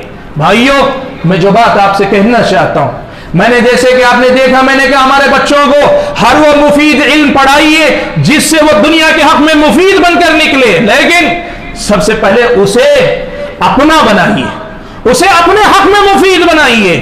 جو آج بھی اپنے رب کو نہیں جانتا وہ دنیا کو کیا دے پائے گا؟ جو اپنے نبی کو نہیں جانتا وہ دنیا کے حق میں کیا مفید بن پائے گا؟ اور مان لیجئے دنیا کے حق میں مفید بن بھی گیا تو یہ کیسا سودا ہے کہ دوسروں کی دنیا تو آباد کر دی، خود کی آخرت تباہ کر لی۔ میرے بھائیوں، یہ جو مکتب کی تعلیم ہے، مکتب کا جو سبق ہے، مکتب کی جو تعلیم ہے، یہ ہر بچے کو ملنی چاہیے، بڑی تفصیل سے ملنی چاہیے۔ ہر بچے کو کتنا علم ملنا چاہیے، بنیادی علم کتنا ملنا چاہیے، میں آج آپ کے سامنے مختصر بتا دیتا ہوں۔ اللہ کی پہچان ہونی چاہیے، اسے اللہ کے بارے میں معلوم ہونا چاہیے، نبی علیہ الصلوۃ والسلام کی پہچان ہونی چاہیے، اسلام کی اسے معرفت پہچان ہونی چاہیے، اس کے اوپر جو واجبات فرائض ہے وہ معلوم ہونے چاہیے۔ اور واجبات اور فرائض میں اگر بات کریں، طہارت کا طریقہ، نماز کا طریقہ، غسل کا طریقہ، یہ بنیادی جو معلومات ہے ایک مسلمان کے لیے یہ سب ہونی چاہیے۔ حلال و حرام کی بنیادی معلومات اسے ہونی چاہیے، حقوق اور حرام و حلال یہ باتیں، اتنی کم از کم بنیادی باتیں ہر مسلمان کو معلوم ہونی چاہیے۔ آج اس پیمانے پہ اتر کر آج آپ کے سامنے پوچھ لوں، کسی بچے سے یہ پوچھ لیں، سوال ذرا سا میں کھول کے بولوں تو ذرا سمجھ میں آئے، ورنہ حیا مانے ہیں میں بولوں تو آپ کے سامنے، کسی بچے سے، نوجوان لڑکے سے پوچھ لے शर्मगाह से निकलने वाली जो चीजें होती हैं वो क्या क्या होती हैं और कौन सी चीज निकलने पे क्या हुक्म वाजिब है, इतने बच्चे जवाब दे पाएंगे हमारे? ये उनकी जिंदगी की जरूरत है ना। इस्तिंजा के मामलात में जो आदाब इस्लाम ने सिखाए पूछ लें हम अपने बच्चों से। रोज तो इस्तिंजा की जरूरत पेश आती है ना, और हमने अपने बच्चों को वो नहीं सिखाया, हमने अपने बच्चों को वो बुनियादी तालीम नहीं दी। तो ये बच्चे कैसे वो बच्चे बन पाएंगे जिन बच्चों पर हम ये उम्मीद रखते हैं कि ये बच्चे कहीं भी जाएंगे एक अच्छे मुसलमान की हैसियत से जिंदगी गुजारेंगे। भाइयों, आज आपको मैं बताना चाहता हूं, कई वालिदैन अपने बच्चों से नाराज होते हैं, कई वालिदैन अपने बच्चों से नाराज होते हैं कि ये बच्चे जवान होने के बाद हाथ से निकल जाते हैं, ये बच्चे जवान होने के बाद हाथ से निकल जाते हैं, समाज में हमारी नाक काट देते हैं। सच तो यह है कि आपने उन बच्चों का हाथ पकड़ा कब था?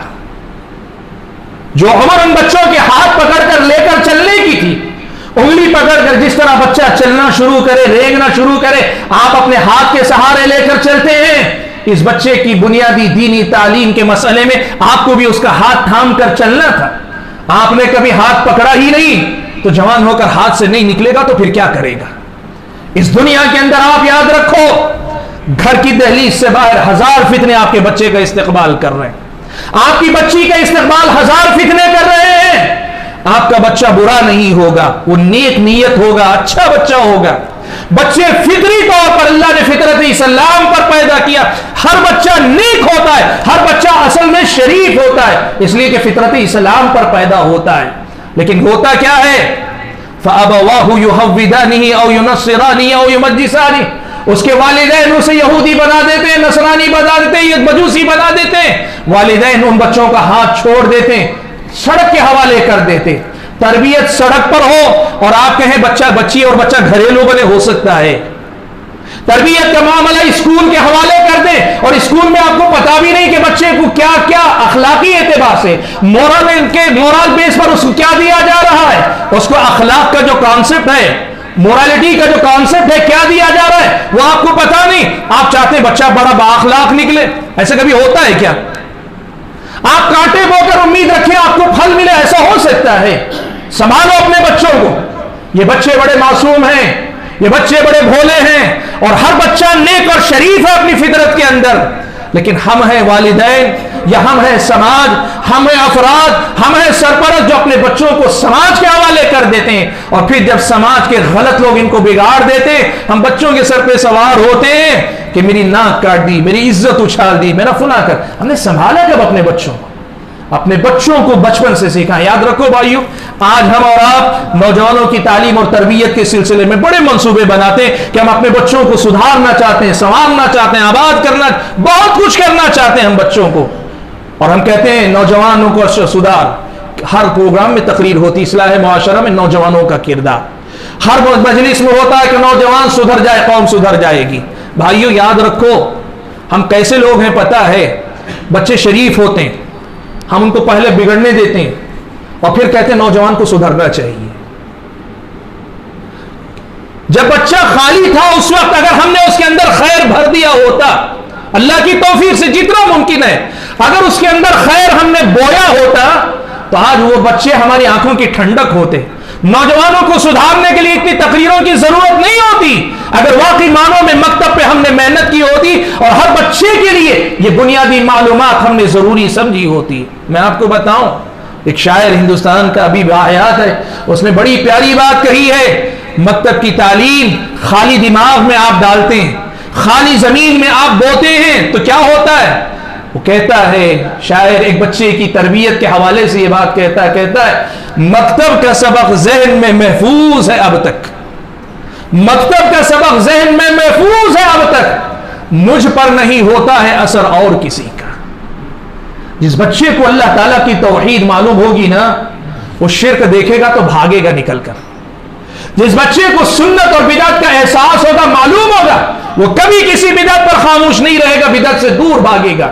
जिस बच्चे को बाअखलाक होने का मतलब मालूम होगा, वो बच्चा कभी बदअखलाकी वाली बातें, बदअखलाकी वाली जगहों पे रुकेगा नहीं, शर्मा जाएगा, हया उसे वहां से ले आएगी। ہم اپنے بچے کی حیا مار دیتے ہیں. اپنے گھروں کے اندر ٹی وی سیریل وغیرہ وغیرہ موبائل انٹرنیٹ اپنے بچوں کی حیا مار دیتے ہیں, اور حیا مارنے کے بعد ہم کہتے ہیں بچے با اخلاق بن جائے. ہوگا؟ نبی علیہ الصلوۃ والسلام نے کہا ان مما ادرک الناس من کلام النبوۃ الاولى اذا لم تستحی فاصنع ما شئت. اللہ کے نبی نے فرمایا میری نبوت ہی میں نہیں, مجھ سے پہلے والے انبیاء کی تعلیمات میں سے جو بڑی ایک اہم تعلیم ہے جو ابھی تک باقی ہے دنیا کے اندر, یہ تعلیم ہے کہ اذا لم تستحی, جب تمہاری حیا مر جائے, فاصنع ما شئت, تم کچھ بھی کرو. ہم بچوں کی حیا مار دیں, لڑکیوں کی حیا ختم کر دیں. وہی لباس جب بچی چھوٹی ہوتی ہے یہاں سے لباس پہنائیں گے, چاہتے ہیں بلوغت کے بعد بچی یہاں سے لباس پہننا شروع کر دے. وہی لڑکا اور لڑکی, ان کو ہم اور آپ رشتے کے نام پر, اپنے قریبی رشتوں کے نام پر بلوغت کے بعد بھی بے تکلف ملنے دیں, پھر اس کے بعد کہ نہیں بچوں کو اپنے دلوں کی حفاظت کرنی چاہیے, عزت و ناموس کی حفاظت کرنی چاہیے. ایسے نہیں ہوتی ہے. بچوں کی حیا کی حفاظت کیجیے. حیا بہت بنیادی صفت ہے. آج ہمارا سماج بے حیائی کو اس قدر زیادہ قبول کر چکا ہے. آپ یہ بات یاد رکھیں, غیر محرم کے سامنے کھلے چہرے آنا بھی بے حیائی ہے, لیکن لوگ اسے بے حیائی نہیں مانتے. حیا کو ختم کرنے والی چیز ہے, لیکن ہمارے سماج میں اسے نہیں مانتے. اور جب بچوں میں حیا مر جائے اس کے بعد ہم کہیں بچوں کو با اخلاق ہونا چاہیے, کیسے ہو پائیں گے؟ بھائیوں, میں جو بات کہنا چاہ رہا ہوں بہت ہی مختصر ایک لفظ میں, سماج کے ہر بچے کو مکتب کی تعلیم دو.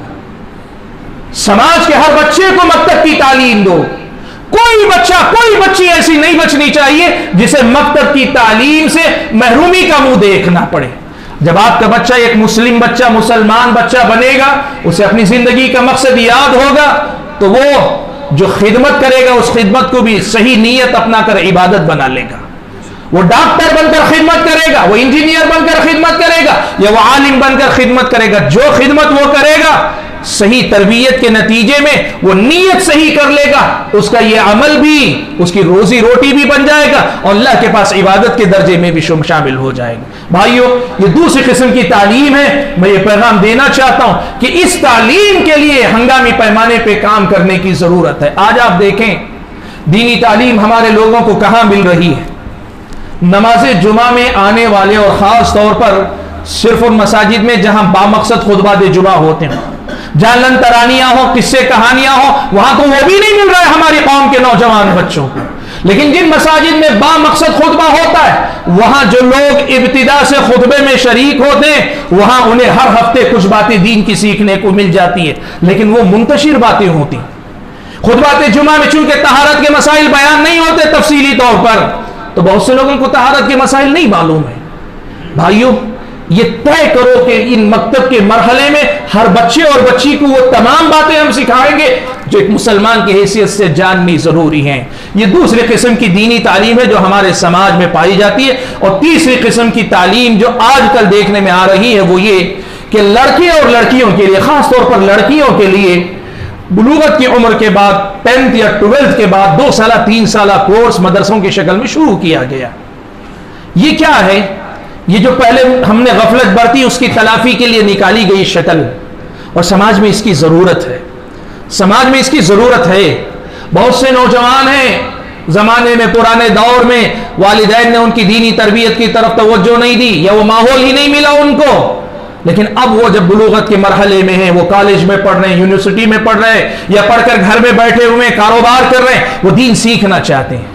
ایسے لوگوں کے لیے 3 ماہ کا, 3 سال کا, 2 سال کا, 1 سال کا کورس شہروں کے اندر عام طور پر اس کا نظم دیکھنے کو مل رہا ہے. یہ بھی سماج کی ضرورت ہے. یاد رکھو 3 قسم کے مدرسے میں نے گنائے آپ کے ساتھ. ایک تو بڑے مدرسے جہاں عالم فاضل آدمی بنتا ہے, سماج کو اس کی بھی ضرورت ہے. دوسرے چھوٹے چھوٹے مکاتب جس میں ہر مسلمان بچے اور بچی کو تعلیم ملنی چاہیے, سماج کو اس کی بھی ضرورت ہے. اور دوسرے یہ جو ہم 2 سالہ 3 سالہ 1 سالہ کورس ترتیب دیے, جس سے کم از کم جو پہلے نہیں سیکھ سکے اب کم از کم ذرا سمجھدار بننے کے بعد سیکھ لیں, سماج میں آج کل اس کی بھی ضرورت ہے. بھائیوں, ان تینوں میں سے کم از کم کسی ایک مدرسے کی تعلیم ہر مسلمان کو ملنی چاہیے. ہر مسلمان کو کسی نہ کسی ایک مدرسے کی تعلیم ملنی چاہیے. مکتب ہے, عمر ہے, مکتب میں پڑھاؤ. نہیں پڑھ سکا ہے 1 سالہ 2 سالہ کورس کی کوئی ترتیب کرو, پڑھاؤ ہمارے بچے اور بچیوں کو. اور وہ خاص تعلیم وہ تو پورے مدرسے کی, بچے کو ابتدا سے پڑھانا چاہیے تاکہ وہ باقی معنوں میں حافظ قرآن بنے, سب کچھ بنے. حاضرین گرامی, یہ ہوئی 2 قسم کی تعلیم کی بات. اور تعلیم کے بعد مسئلہ آتا ہے تربیت کا. حالانکہ کچھ باتیں تربیت ہی کے حوالے سے تعلیم کے ساتھ گزر گئیں, لیکن تربیت کے حوالے سے بھی میں 2-4 اہم باتیں آپ کے سامنے رکھنا چاہتا ہوں. بھائیو دیکھو, ایک بنیادی فرق یاد رکھو. اسلامی شریعت ہم اور آپ کو یہ سکھاتی ہے کہ اسلام میں تربیت پہلے ہے, تعلیم بعد میں ہے. اسلامی شریعت میں تربیت پہلے ہے, تعلیم بعد میں ہوتی ہے. سلف صالحین کا یہ منہج تھا. حضرت عبداللہ ابن مبارک رحمۃ اللہ علیہ, عبداللہ ابن مبارک رحمۃ اللہ علیہ جلیل القدر عالم دین ہیں. ان کی سیرت میں اہل علم نے لکھا ہے کہ جمعت فیہ خصال الخیر کلھا, خیر کی جتنی صفات ہو سکتی ہے, جتنے نیک کام نیک صفات ہوتی, پوری صفتیں ان کے اندر پائی. اتنے نیک آدمی, ایسا نہیں کہ صرف عبادت کرنے والے, وہ عبادت کرنے والے, وہ علم پھیلانے والے, وہ اللہ کی راہ میں جہاد کرنے والے, وہ لوگوں کی خدمت کرنے, ہر خیر کا پہلو ان کی زندگی میں تھا. اتنے عظیم عالم دین. وہ کہتے ہیں ہم نے 30 سال تک ادب سیکھا ہے اور 20 سال تک ہم نے علم حاصل کیا ہے. ادب پہلے سیکھا ہے اور زیادہ دنوں تک سیکھا ہے اور بعد میں جا کر علم سیکھا ہے. ہمارے سماج میں ایک تصور ہے, ہم پڑھا دیتے ہیں تو سمجھتے ہیں کہ بچوں کی تربیت ہو جاتی ہے. نہیں, تربیت ایک الگ ہی میدان ہے. ہمیں یہ چیز سمجھنی چاہیے, بچوں کی تربیت الگ ہی میدان ہے اور وہ تعلیم سے بہت پہلے ہے. تربیت کی حیثیت بعض علم نے لکھا کہ جس طرح کسان بیج بونے سے پہلے زمین کو تیار کرتا ہے, پہلے ہل چلاتا ہے, پھر اس کے اندر چیزیں ملاتا ہے تاکہ زمین کے اندر وہ قابلیت پیدا ہو کہ وہ اناج کو صحیح سے اگا سکے, جس طرح زمین کو اناج بونے سے پہلے کسان تیار کرتا ہے, بچے کو تعلیم دینے سے پہلے تربیت کے ذریعے ویسے ہی تیار کرنا چاہیے. آپ امام شافعی کی سیرت پڑھیں, آپ دیگر سلف صالحین کی سیرت پڑھیں. ان کی مائیں چھوٹی عمر میں بچوں کو لے کر جاتی تھی, اس دور کے بڑے علماء کی مجلس میں بٹھا دیتی تھی, کہتی تھی کہ کچھ نہیں, بیٹھے رہو اور ادب سے بیٹھ کر سننے کا سلیقہ سیکھ کر آؤ, ہمارے بچوں کو ادب سکھاؤ. دیکھو بھائیو, یہ ادب کہاں سے آتا ہے, یہ دوسری بات آپ کے سامنے رکھوں گا تو سمجھ میں آئے گا. لیکن پہلی بات یہ سمجھیں کہ ادب زیادہ ضروری ہے تعلیم سے. اچھے اخلاق سکھانا وہ تعلیم سے بھی زیادہ ضروری ہے اور تعلیم سے پہلے ہے. اور یہ ادب یہ زبانی سکھائے جانے والی چیز کم ہے, پریکٹیکلی کروائی جانے والی چیز زیادہ ہے. ادب کیسے ہوتا ہے؟ ادب بچہ سب سے پہلے ہم سے سیکھتا ہے. میری زبان اگر بڑوں کے لیے بے ادبی کے الفاظ استعمال کرتی ہے, میرا بچہ غلط سیکھ رہا ہے. میری زبان اگر بڑے لوگوں کو احترام کے ساتھ پکارتی ہے, میرا بچہ مجھ سے سیکھ رہا ہے, یہ اس کی تربیت ہو رہی ہے. میں بلا وجہ غصہ ہوتا ہوں, جھڑکتا ہوں, ڈانٹتا ہوں, ڈپٹتا ہوں, میرا مزاج میرے بچے کے اندر منتقل ہوگا. بچے ماں اور باپ کو سب سے زیادہ ایڈمائر کرتے ہیں, ان سے زیادہ متاثر ہوتے ہیں, لیتے بہت زیادہ ہیں بچے. اس لیے سب سے پہلے بچوں کو ادب سکھانے کے لیے ہم کو باادب ہونا پڑے. ٹھیک ہے ہم بے ادب تھے, لیکن بے ادب رہیں یہ ضروری تو نہیں. ہم رہے ہوں گے لیکن اپنے بچوں کے لیے ہم کو باادب بننا پڑے گا, ہمیں ادب سیکھنا پڑے گا. سبحان اللہ, ہم نے دیکھا ایسے لوگوں کو کئی مرتبہ غلطی کرنے پر کسی کے سامنے اس لیے ڈانٹتے نہیں کہ بچہ غلط عادت سیکھ جائے گا, غصے پہ قابو کا پاتے ہیں تاکہ بچے کو معلوم ہو غصہ پہ کنٹرول کیسے کیا جائے. ہمیں خود باادب بن کر ان کو ادب سکھانا پڑے گا. اور یہ ادب کیسے سکھائیں گے؟ دیکھیں ہمارے سماج میں یہ بات بہت عام ہے. کتنی مرتبہ ہوتا ہے ہم کسی کے گھر گئے, اللہ جزائے خیر دے, سامنے لا کر بچوں کو کھڑاتے ہیں, کہتے ہیں بیٹا تم سونے کی دعا کو سکھاؤ, پڑھ کر سناؤ, سو کر اٹھنے کی دعا پڑھ کر سناؤ. بچے فٹافٹ سناتے ہیں, بڑی خوشی ہوتی ہے. لیکن یہ دعا کی تعلیم ہم نے دی ہے, ہم نے یہ دعا کی تعلیم دی ہے. تربیت یہ ہے کہ بچہ جب بستر پر سوئے تو خود بخود اس کی زبان پہ وہ دعا آنی چاہیے. ہم دعا تربیت بھی تعلیم کے انداز میں دیتے ہیں, اس کو روٹین پریکٹیکل ہم کم بناتے ہیں, ہم تھیوری پہ زیادہ توجہ دیتے ہیں. یہ ضروری نہیں کہ ہمارا بچہ جب ہم پوچھے تب دعائیں پڑھانے کے لیے قابل ہو, نہیں. یہ ضروری ہے کہ بچہ بستر پہ جائے, اس کی زبان پہ خود بخود وہ دعائیہ کلمات آئیں. بچہ صبح میں اٹھے تو اس کی زبان پہ وہ کلمات آئیں. کیسے آئیں گے؟ نہیں آتے. طریقہ یہ ہے کہ روزانہ بچے کو سلاتے ہوئے یاد دلائیں، بیٹا پڑھو، دعا پڑھو، جو یاد دلائی آپ نے دن بھر سنا، سوتے وقت اس کو پڑھائیے، کھاتے وقت پڑھائیے۔ نبی علیہ الصلوۃ والسلام نے حضرت عمرو بن سلمہ کو دیکھا کہ ان کا ہاتھ دسترخوان پہ ادھر ادھر جا رہا ہے، نبی علیہ الصلوۃ والسلام نے ان کا ہاتھ پکڑا، روکا اور کہا یا غلام ہے بچے سمی اللہ، اللہ کا نام لو، وکل بیمینک، داہنے ہاتھ سے کھاؤ، وکل مما یلیک، جس طرف جہاں بیٹھے ہو اسی طرف سے کھاؤ، ہاتھ ادھر ادھر نہ ڈالو۔ یہ تربیت ہے، ایسے ہوتی ہے تربیت۔ تربیت ایک پریکٹیکل عمل ہے، پریکٹیکل چیز ہے، اسے تھیوری کی طرح پڑھا دینا، بچے کو رٹا دینا کافی نہیں ہے۔ ہمارے بچوں کو یہ سلیقہ آنا چاہیے کہ وہ مسجد کے اندر داخل ہو، شعوری طور پر ہی نہیں، غیر شعوری طور پر بھی اس کا دانا قدم ہی اندر آئے، پہلے مسجد سے نکلے تو بایاں پیر ہی باہر نکلے۔ آداب آداب کا اہتمام اور اس کی تربیت ہمارے سماج کے اندر ہونی چاہیے۔ اور آپ یاد رکھیں، جب تربیت اس انداز میں ہوتی ہے بچے زندگی بھر کے لیے وہ یاد رکھتے ہیں۔ آپ خود دیکھیں کتنی وہ دعائیں ہیں جو آپ کے والدین نے آپ کو بچپن میں سکھائی تھی، زندگی اسی کے سہارے آج بھی گزر رہی۔ بہت سارے لوگ ہیں وہ علماء سے بعد میں نہیں سیکھ پاتے، جو بچے گھر میں والدین سے سیکھ لیے تھے یا بچپن میں اپنے مکتب کے استاد سے، مسجد کے امام سے سیکھ لیے تھے، اسی کے سہارے گزارتے ہیں۔ بھائیوں، دوسری بات میں کہہ رہا ہوں وہ یہ کہ تربیت کو پریکٹیکل بنائیے، تربیت کو پریکٹیکل بنائیے، اور پریکٹیکل بنانے کے لیے سب سے پہلے خود کو نمونہ بنائیے۔ عربی شاعر کہتا ہے کہ اذا كان رب البيت بالطبل ضاربا، اگر گھر کا مالک طبلہ بجانے والا ہو، بچے اگر ناچنا شروع کر دیں تو بچوں کو برا بھلا مت کرو، اس لیے کہ تمہارے طبلہ بجانے پہ وہ ناچیں گے نہیں تو پھر کیا کریں گے۔ ہم یہ سمجھنا ہوگا کہ ہم یہ تمنا رکھتے ہیں کہ ہمارے بچے سب سے اچھے ہو جائیں، لیکن ان بچوں کو اچھا کرنے کے لیے ہم خود کو اچھا نہیں بنا پا رہے ہیں۔ تو اے بسا آرزو کے خاک شدہ، کتنی آرزویں تمنائیں ہمارے اپنے دل میں رہتی ہیں، دل ہی میں دفن ہو جائے، اس لیے کہ ہم ان کی تربیت نہیں کر پاتے ہیں۔ بھائیوں، یہ دو باتیں، بلکہ آپ چاہیں تو اسے تین کر لیں۔ پہلی بات، تعلیم سے پہلے تربیت کا اہتمام کریں، اور دوسرے نمبر پر یہ کہ تربیت کو کوئی اورل ٹریننگ نہیں، پریکٹیکل بنائیے، اسے پریکٹس میں لائیے، اسے مشق کروائیے، روز مرہ کا معمول اس کو ان کا بنا دیجئے۔ اور دوسری تیسری بات بنا لیں کہ ہم اور آپ کو اس معاملے میں خود کو نمونہ بنا کر ان کے سامنے پیش کرنا ہے۔ اور اول و آخر جو بات میں آپ کے سامنے کہنا چاہتا ہوں وہ یہ کہ بھائیو، اس قسم کی گفتگو ہو سکتا ہے آج پہلی بار نہیں، آپ نے اس سے پہلے بھی سنی ہے باتیں، اور ہو سکتا ہے اس کے بعد بھی اور 10 علماء سے آپ کی زبانی یہی باتیں آئیں، لیکن کیا فائدہ اگر اتنی گفتگو سننے کے بعد عملی طور پر ہم اپنے علاقے، اپنے ماحول میں کوئی تبدیلی نہ لا سکیں۔ آپ نے سنا، آپ کی سمجھ میں کچھ باتیں آئی، نوجوان آپس میں ایک دوسرے کے ساتھ ملے، ذمہ دار حضرات آپس میں مشورہ کریں، اہل علم آ کر علماء اپنا فریضہ نبھانے کی کوشش کر رہے ہیں کہ وہ آپ کو کام بتا رہے ہیں، کیا کرنا چاہیے کیا نہیں کرنا چاہیے۔ آپ یہ دیکھیں کہ ہم کو کیا کرنا ہے، آپس میں سر جوڑ کر بیٹھیں۔ میں نے بات کی مکتب کی تعلیم کی، آج آپ یہ بات یاد رکھیں، مستقبل اللہ کو معلوم ہے، ہم اللہ تعالیٰ سے ہمیشہ حسن ظن، اچھا گمان رکھتے ہیں، لیکن جو حالات، جو آپ کے بدخواہ، جو آپ کا برا چاہنے والے آپ کے لیے اس ملک میں مشکل پیدا کرنا چاہ رہے ہیں، پتہ نہیں آئندہ ایمان و یقین کے معاملے میں کیسے کیسے امتحانات سے گزرنا پڑے گا۔ اس امتحان کے لیے اپنی اگلی نسل کو تیار اگر کرنا ہے تو ہم کو اور آپ کو آج چھوٹے چھوٹے مکتب کو سنبھالنا پڑے گا۔ اور مکتب چلنے کے لیے یہ بات بھی میں کہنا چاہوں گا، مسجد کے ایک اکیلے امام کے حوالے 100 بچوں کو آپ کر دیں گے، وہ مکتب کی تعلیم نہیں ہوتی۔ حاضری ہوتی ہے مکتب میں، مکتب کی تعلیم نہیں ہو پاتی ہے۔ آپ کو یہ کرنا پڑے گا کہ ہر محلے کے اندر، ہر مسجد کے اندر صرف مکتب کے لیے صحیح 1 سے زائد اساتذہ رکھے۔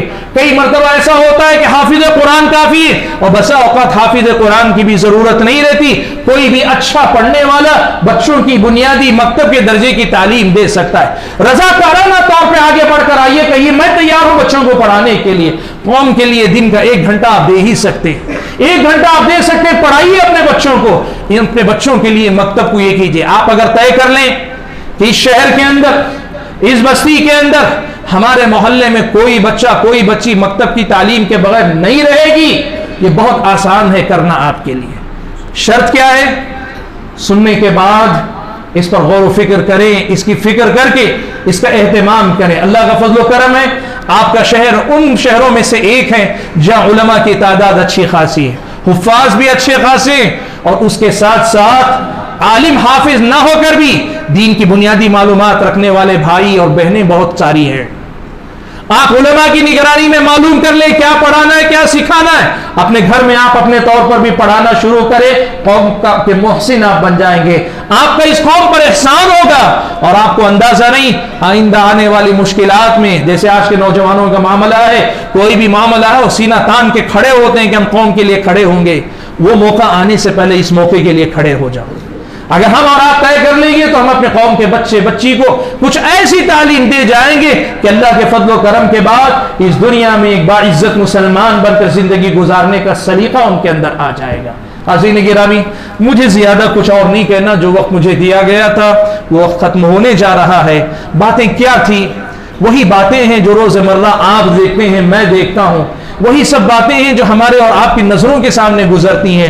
میں نے صرف یہ کیا ہے کہ انہی باتوں کو سمیٹ کر آپ کے سامنے رکھ دیا ہے تاکہ آپ اور ہم غور کریں، اور غور کر کے اپنی قوم کے ہر قسم کی تعلیمی اور تربیتی ذمہ داری سے عہدہ برا ہونے کی کوشش کریں۔ اللہ سے میری دعا ہے کہ اللہ تعالیٰ مجھے اور آپ سب کو کہنے اور سننے سے زیادہ عمل کرنے کی توفیق عطا فرمائے۔ اللہ تعالیٰ دین و ایمان کی حفاظت فرمائے، اس ملک کی حفاظت فرمائے، اس ملک کے ہر شہری کی حفاظت فرمائے، اور اس ملک کے اندر ہر مسلمان کے دین و ایمان کی، اس کی عزت و آبرو کی، اس کی جان و مال کی اللہ تعالیٰ حفاظت فرمائے۔ اللہ تعالیٰ جب تک دنیا میں رکھے باعزت طریقے سے ایمان اور اسلام پر زندہ رکھے، اور جب اپنے پاس بلائے تو ایمان کے حالت میں بلائے۔ آمین وآخر دعوانا ان الحمدللہ رب العالمین۔ ألا تطغوا في الميزان وأقيموا الوزن بالقسط ولا تخسروا الميزان